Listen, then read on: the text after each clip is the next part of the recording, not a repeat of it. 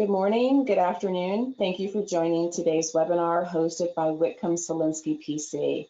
My name is Sherry Hughes Smith and I will be your host for today's webinar. Our webinar today is titled Bid Protest, Are LPTAs Still Available? Before we begin today's webinar, a few housekeeping items for you. If you should have any questions related to the webinar itself, if you have any problems seeing the presentation slides, we ask that you list your questions in the dashboard area where it says questions within your GoToWebinar dashboard. If you should have any audio questions and you can't hear the speaker today, again, we ask that you list that question in the dashboard area within the questions, and we will make sure we handle that on our end. A little bit of information about Whitcomb Solinsky. We are a Colorado-based firm with a national reach. We focus on small businesses.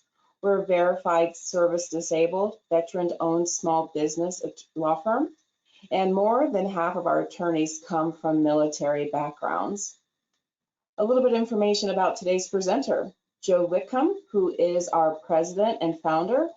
Joe oversees and he leads the government contracting and international business transactions law practice areas. Joe also served in the Air Force and he earned his bachelor's degree in social sciences and his master's degree in international relations. His master's degree emphasis was on national security and international political economics.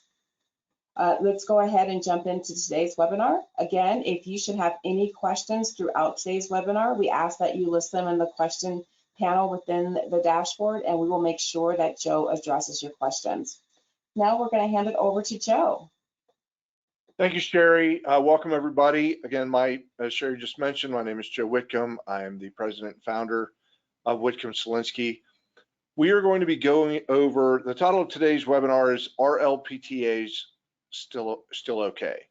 LPTA, so the first question that might come to some people's minds, if you're not super familiar with government contracting, is what is an LPTA, or lowest price technically acceptable award or solicitation?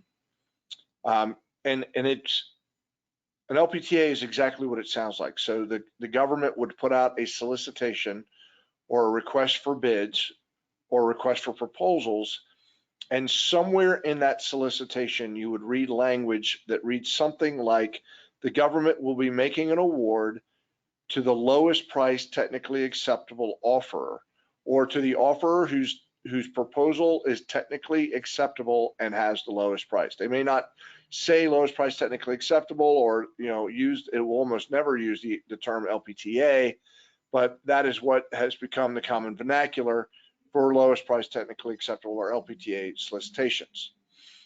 Now, the good part about an LPTA is that once you get over the minimum threshold of being technically acceptable in your proposal, the only thing left to concern yourself with is that your price is lower than the rest of your competitors. Now, that brings to mind, what is the alternative to an LPTA, or lowest price technically acceptable award? And that falls into, that's called a best value award. A best value award will usually include language that sounds something like, the government will be making, or the agency will be making, an award to the offerer whose proposal offers the best value to the government, and then it will normally rate the value of each part of the solicitation. So they might have a technical portion of the proposal, a past performance portion of the proposal, and a price performance portion of the proposal.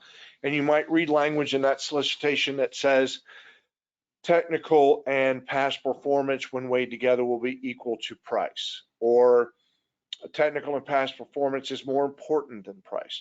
You read any of that language and you know that you are in the best value universe versus the lowest LPTA universe.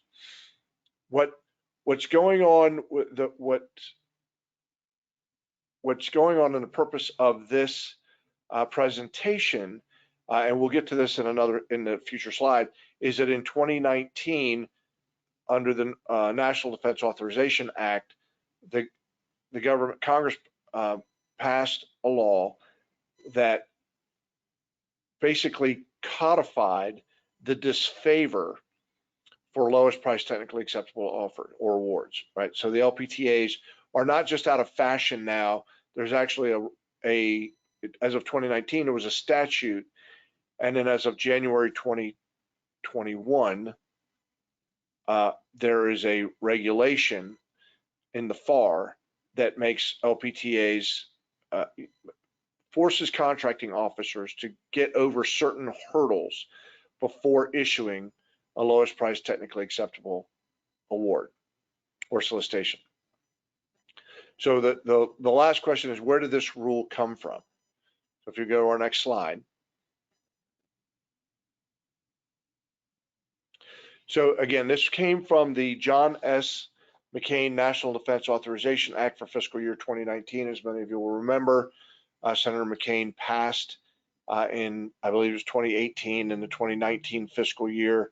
Defense Authorization Act bore his name, and in section 880 of that rule, of that statute, specifies what you read on your screen, which is that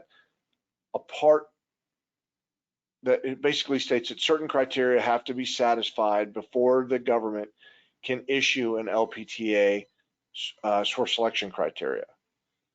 Meaning, in the future slides, we'll go over what exactly those requirements are. Basically, what you should know as a government contractor is that if you read LPTA language in a solicitation, that should be a red flag. That should cause you to immediately ask questions about whether that criteria is satisfied. And the rule went into effect actually February 16, 2021. So certainly any current solicitations, anything that came out, any solicitations that were issued after February 16, 2021 would fall under this rule. Next slide. So these next few slides address which part of the FAR provisions were affected. Now, what you'll notice is, and the short answer to that question is FAR Part 12, 13, 15, and 37 were affected. But what you'll notice as you go through these slides is that FAR Parts 12 and 13 and 37 refer to FAR Part 15, which to those of you who are maybe have been doing government contracting for a while, you'll know that FAR Part 12 is commercial items. I believe FAR 13 is simplified acquisition. FAR Part 15 is negotiated procurements. And this is an unusual regulation in that it's basically trying, the effort here in the regulations is to eliminate LPTAs regardless of how the contracts are competed, except under FAR Part 14. So 12, 13, 15, and 16 rather are all going to be competed under this new rule, which basically make LPTAs beyond just disfavored. In other words, they would be the basis of a bid protest if a contracting officer doesn't meet the requirements of 15.101-2 C1 through 5. And we do have a slide on that, so don't worry, you're not going to be forced to go look that up. So even under the simplified acquisition threshold, that is not a safe haven for contracting officers to simply issue an LPTA and say, well, we did it. And many of you, if you've been contracting for very long with the government, you've probably seen contracting officers get a little fast and loose with the rules under FAR Part 13 under the simplified acquisition threshold, or 13.5. So what we're learning here is that even if it's under FAR Part 13, this regulation against LPTAs is still in effect. So if you go to the next slide, we'll get to the actual, this slide gets to the actual substance of the rule. The substance of the rule is this: in order for a contracting officer to be able to use the LPTA, he or she must articulate Not just, it's not usually a lot of you, if you've done government contracting for a while, you've seen things that just fall squarely into contracting officers' discretion. What this rule is doing is saying, all right, contracting officer, beyond just making an audible and saying that this particular solicitation fits into the LPTA lane, you must first comprehensively and clearly describe the minimum requirements in terms of performance objectives, measures, and standards. So first of all, you've got to have very clear, what one means is you must have very clear technical specifications. Number two is the harder burden for the contracting officer. The agency would realize no or minimal value from a proposal that exceeds the minimum technical performance requirements. So many of you, if you're a contractor, again, if you put in a proposal and you've been underbid by an inferior offering, right? You got the government, and the government probably knows that it would have gotten a bigger bang for the buck if it had gone with your proposal.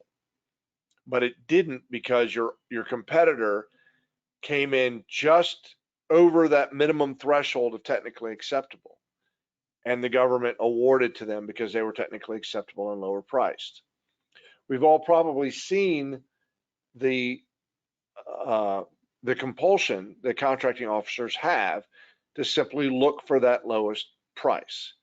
This rule is trying to do away with that. Price is always going to be a consideration, and if the government is going to award to a higher price offer, then it has to justify that, which means it's going to look at your offer and say, well, look, offer A is 10% higher, but they're offering significantly more value for that money. Their proposal is significantly better. So what this rule means under 15.102-2, section 2 is C2, is that before a contracting officer can issue a solicitation using the LPTA evaluation criteria, he or she must first determine that the agency would realize no or little benefit or minimal benefit from a proposal that exceeded those minimum thresholds. The third requirement is that the agency would believe that the technical proposals will require no or minimal subjective judgment by source selection authority. So what we're talking about under number 3, right, are super commoditized items, right? This is something that, one widget cannot really be meaningfully better than another widget, and can offer, and there's no subjective opinion value in the source selection authority. So again, if you've been doing this for very long and you've read source selection authority comments by way of a bid protest or something like that, then you might have learned, or through debriefing, right? You might have learned that there's a lot of subjectivity in that source selection authority's comments. And if there's any of that subjectivity, then what we know, or if we expect there will be subjectivity in that source selection authority's comments, then what we know that is not a solicitation that is appropriate for an LPTA offering, right? That should be in the best value lane. And then the last piece of this is that the agency has a high degree of confidence that reviewing the technical proposal of all offers would not result in the identification of characteristics that would provide value or benefit to the agency. Now, what does number 4 mean? Again, if you've been doing this for any period of time, you've probably read a solicitation that read that they would first sort on an LPTA. What's typically done is they would first sort all of the offers by price, lowest to highest. And then they might only open and review that first offering. And if that first offering meets that minimum threshold of technically acceptable, then they won't even read the rest of the offerings, which means the government will never know whether or not it could have gotten a better value from that higher priced bid or proposal, which means you as a contractor who has gone to the trouble of creating a better mousetrap or creating a better widget will never get the benefit of the government learning of that widget or mousetrap, because they'll never read that that higher price proposal, and that's if your proposal is only higher by $1. And what that leaves you with is the very difficult task of fighting in a bid protest that that lower priced offer's technical proposal was not technically acceptable. And if you've done a bid protest based on the failure, on the lack of technical acceptability of your competitor, you know that is a very difficult uphill slog that you are not likely to win. As a law firm, we do a lot of bid protests, and what we will tell contractors, our clients, is if we are hanging our hats on intruding on the subjective judgment of the contracting officer as it relates to the technical acceptability of your competitor, those are very long odds indeed. But if you can force these solicitations into the best value lane, then we're in a very different universe. Then you have an opportunity to argue that your offering, although higher priced, offers a much better value to the government, and the government would be amiss to not consider that better offering. Now, the next piece of that is the agency determined that the lowest price reflects the total cost, including operation and support of the products or services being acquired. What number 5 means is that the government has to determine that the lowest price is actually all inclusive, right? Or if you're in my shoes, you've seen the situation where the contractor and offerer comes in with the lowest price, but everyone reviewing that price knows that what is likely to happen in the future is a change order. In fact, there's a term for it, bidding by change order, right? So the contractor puts in an offer knowing that the contracting office needs more than it's asked for. And it's simply waiting for the government to make a change to those requirements, and then it'll increase its price and get the profit that it envisioned in the first place. And then this last piece is what we would learn by way of a bid protest, and that is that the contracting officer has to memorialize all of the things we've been talking about in steps 1 through 5, and that is contracting officer documents the contract file describing the circumstances that justify the use of the lowest price technically acceptable source selection. So it goes beyond this rudimentary requirement that the contracting officer simply record their reasons. If their reasons don't satisfy the first 5 prongs of this regulation, then your chances of success, and I never want to give any guarantees, but your chances of success in a bid protest are going to go up exponentially. If they simply phone in that explanation, simply write in the file that it's in the contracting officer's best judgment that this is eligible for lowest price technically acceptable, that is likely to fail under this new FAR regulation. If you go to the next slide, this is the other change to FAR Part 15, and what this really does is gives you a list of enumerated areas where the FAR is like, okay, if it falls into this list of enumerated areas, we're going to give particular scrutiny to the LPTA offering. It says the contracting officer should avoid to the maximum extent possible using LPTA source selection in the case of procurement that is predominantly the acquisition of it. And I won't read these to you. We will be sending these out to those of you who've joined us, so you'll have these slides available to you. But IT, cybersecurity, things that you would think require, that are not commoditized items, right? We're not just buying cotton swabs or towels. These are things that require ongoing problem solving during the performance period. Also, personal protective equipment, PPE, is something that has creeped into this regulation as a function of COVID. And then knowledge-based training, again, things that require more what they like to call right brain activity in the performance of the contract, stuff that is not commoditized. Those are the sorts of things where you can imagine the government would benefit potentially from a higher priced, higher value product. And the government should be in the business of reviewing all of the technical proposals to see if the additional money that the contractor is charging might actually bring some benefit to the government. All right, so if you go to the next slide. So there are the other FAR provisions, FAR Part 16 and FAR Part 37, before we go into questions. Those simply, again, like 12 and 13, simply reference FAR Part 15 and say if you before you award anything under an LPTA, you've got to look and make sure that the provisions in FAR Part 15.101-2 are satisfied.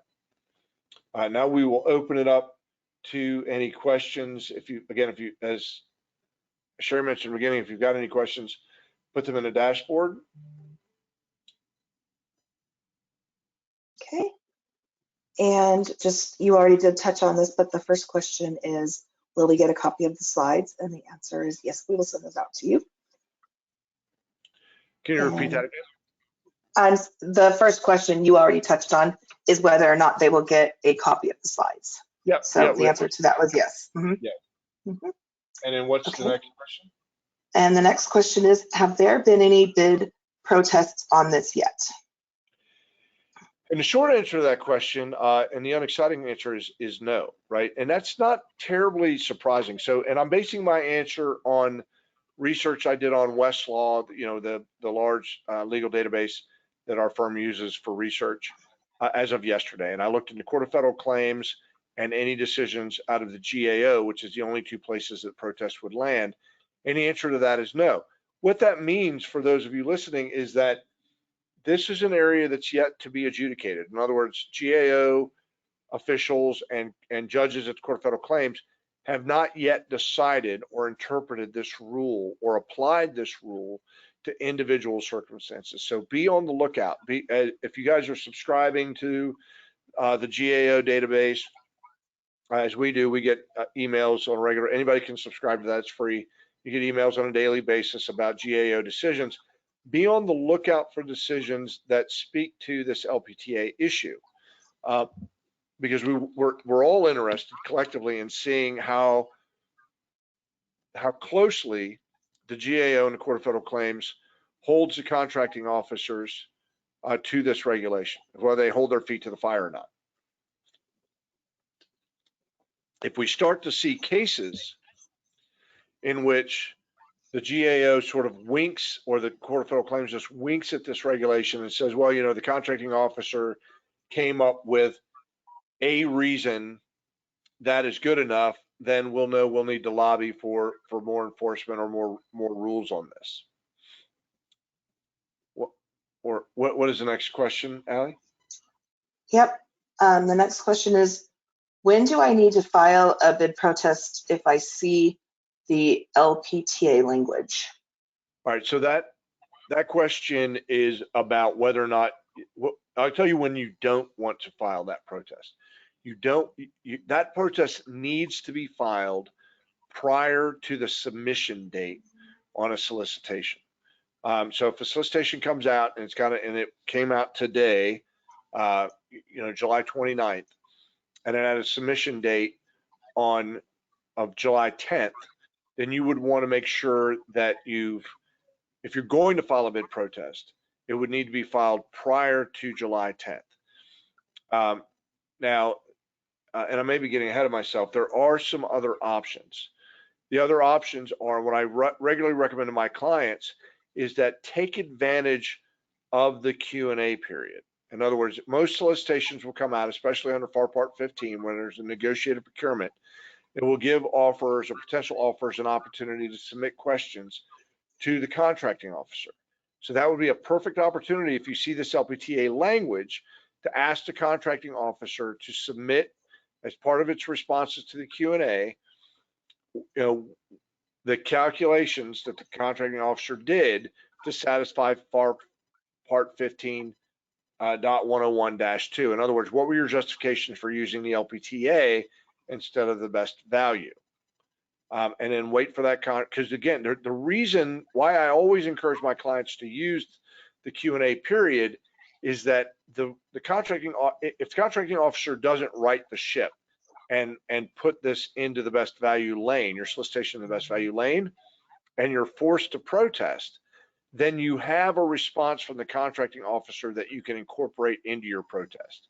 Either no response, they didn't bother giving you a response, or the response is feeble and doesn't really address the issue of why an LPTA is appropriate. So use the Q&A period. Certainly if it's a construction contract or an install contract and you have a site visit opportunity, use those site visit opportunities to raise those questions to the contracting officer and ask the contracting officer to respond in writing to your Q&A. Normally they will. They'll post their answers on sam.gov, formerly beta sam.gov, formerly FedBizOps. Therefore you make a very public record of those responses that, again, if you force to protest, you can incorporate into your protest. Okay. Go ahead. Are you ready for the next question? Oh, are you ready for the next question? I am. Okay. What stages of the procurement process can a contractor protest? Yep. So one of them I just spoke to, which is the pre-award bid protest, right? Which is prior to the award of the contract. Now, if the contractor, if you file a pre-award bid protest, that would normally need to be resolved before the government can move forward with a solicitation. So if you file a pre-award bid protest at the GAO and it's timely, in other words, before the submission date, then the government will not be able to go forward with the award of the contract until after the GAO has adjudicated or made a determination on that protest. Now, if it's in the best value lane, let's say it comes down on the best value lane and it's where you believe it should be, right? And you submit a proposal and you're not awarded, then you can of course file the post-award bid protest.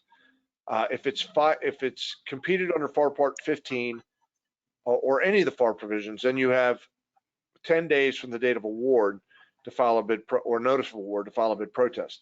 Now, if it's submitted under FAR Part 15, if it's competed under FAR Part 15, then you have the longer of 10 days from the date of notice of award or 5 days after the your debriefing, if one is requested and given, then you have 5 days after the completion of that debriefing to file your bid protest and still affect a stay of the procurement. Now, if you're not as worried about the stay of the procurement, let's say you're the incumbent, then you have 10 days from the date of that debriefing to file the protest and it's still timely. So again, it's 5 days if you want to affect the stay after the debriefing or 10 days from the notice of award, whichever is longer. So say they issued the award today and they issued the debriefing tomorrow, then the 10 days from the notice of award would be longer than the 5 days from the debriefing, and that's how much time you would have to file your bid protest and still affect a stay of the procurement. And a stay of procurement means that the government is not moving forward with the award until the GAO has made a determination on the bid protest. Does that answer, is that all the questions, Allie, that you have? I have one more. What is the importance of the protest process in federal procurements? All right, so the importance of the protest process is twofold. Probably from a 30,000-foot level, it's the mechanism by which we keep the government honest, right? So keep forcing the government. The idea, I should say, the aspiration is to force contracting officers to abide by the regulations that we're all required to abide by if we're going to be contractors, right? So you're required to follow the FAR, and the contracting officers are required to follow the FAR or the DFAR or whatever, whatever the regulations apply. If you're in the, VA universe, it's FAR, the 800 section of the FAR. So that's one element of the bid protest. is, keeping the contracting officers and maintaining, as you'll read in a lot of case law, maintaining the integrity of the procurement process. And you say, well, why do I care about that? Well, one of the reasons we care about that is for most of us, I think all of us are probably citizens or residents of the United States, and we care that the government be able to buy goods and services in a competitive environment so that, the goods, so that, for example, our military has the best equipment it can get for the lowest amount of tax dollars that the government can spend. As a contractor, the importance is you want to be able to play on a level playing field. So the bid protest process, again, helps to force the government to abide by the rules. Now, what we know is as the GAO measures effectiveness rate, this is not sustained protest, but the effectiveness rate of bid protesting is about 50%, a little better than 50%. And that includes instances where the GAO sustains a bid protest and instances in which the protest itself forces the government to take a corrective action. A corrective action could look like reevaluating the proposals, recompeting the requirement, or amending the solicitation if it's done in a pre-award setting, amending the solicitation to bring it back into the lanes it was supposed to be in. Like in an LPTA situation, forcing the government to compete that as a best value, which gives everybody a fair shake at award based on that, not just based on price, but based on value. Allie, are there any other questions? Nope, that's gonna wrap up the questions. Just one final offer. If anybody has a final question, go ahead and put it in the question box in the GoToWebinar panel. Okay. All right, and we're gonna go ahead and move along. Thank you everybody for joining us. Please join us for our next webinar in August on contract disputes, change clauses, when is it too late? And in the meantime, we will be sending out a survey within the next 24 hours. We would like to hear from you what kinds of topics that you would like to hear Whitcomb Selinsky cover in future webinars. And lastly, if you have any questions for us or any follow-up, you can always contact us at any of the information on your screen. And these slides will be coming to you with this information in it if you don't have time to jot it down right now. And you always feel free to reach out anytime. With that, Joe, I want to. Yep, yeah, I want to thank everybody for joining us. I look forward to seeing you again in August. Have a great rest of your week. Yep. Thank you, everybody. And again, reach out if you have any questions. Have a great day.